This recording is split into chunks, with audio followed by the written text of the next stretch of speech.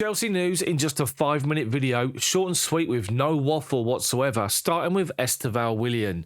And the deal was confirmed by Chelsea last week.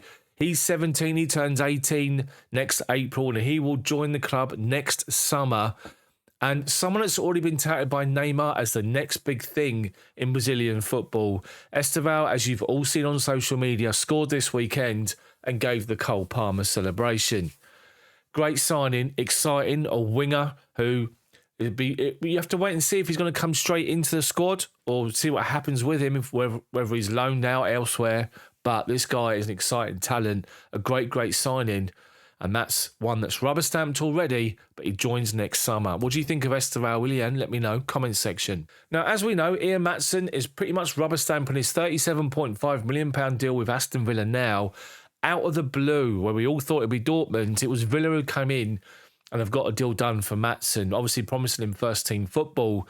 What that means for the others at the football club, you have to wait and see. But Chelsea have also, at the time, have managed to negotiate a deal for an exciting striker, Omari Kellyman. The 18-year-old is a tall, rangy striker with a fantastic left foot, and he's going to join Chelsea for a deal that's been reported around 19 million. This guy is a hot prospect, a real hot prospect. We've already pinched Gani Chukwuemeka from Villa. We've now got Kellyman, and it's exciting signing for someone to come in, hopefully flourish, and then look for a place in that first team. But remember the name, Omari Kellyman. He should be rubber stamped to the next day or so. Another striker being linked with Chelsea, again a youngster, and this time Barcelona, Marc Guiu. I think that's how you pronounce his name. I'm not sure. Guiu? I don't know. I've never heard anybody say his name, so I'm just guessing. I'll probably sound shocking by doing it, but never mind. He has got a €6 million release clause. Barcelona's offered him a new contract. He's already made appearances in the Liga and the Champions League this season for them. But there's others that are in for him. But Chelsea are keen to get a deal done, €6 million deal over the line, and hopefully we can. Another young striker to bring into the football club. This data-driven approach is something that's not going to change whether we like it or not. But two youngsters, Kellyman and hopefully this guy, let's see what happens. Now, two players we were linked with, which has pretty much fallen apart. First, Michael Olise. And the reports are that Chelsea tried to structure this minimum release fee he had in his contract.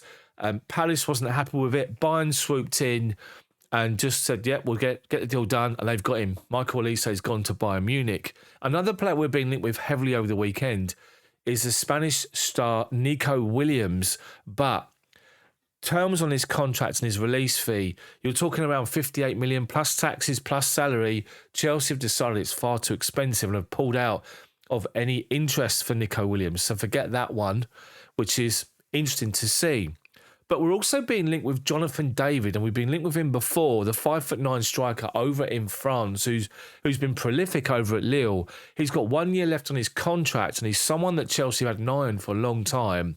Could we see Jonathan David and any interest in that ramping up over the next couple of weeks? Let me know what you think about any of those stories in the comments section. I just want to talk about Enzo Maresca. So Maresca's already at Cobham. He's already at the training ground. He's already been going through loads and loads of data, watching loads and loads of games. And he's literally running the rule over every member of that Chelsea squad. He's also having discussions with the technical directors, the sporting directors over player recruitment. He has an input, but not the final say. And he's preparing for the season already. And that's a good sign, bearing in mind that people will start coming back maybe the next 2 weeks or so for pre-season. Obviously, those away at the Euros will be coming back later. But Maresca's already doing his homework.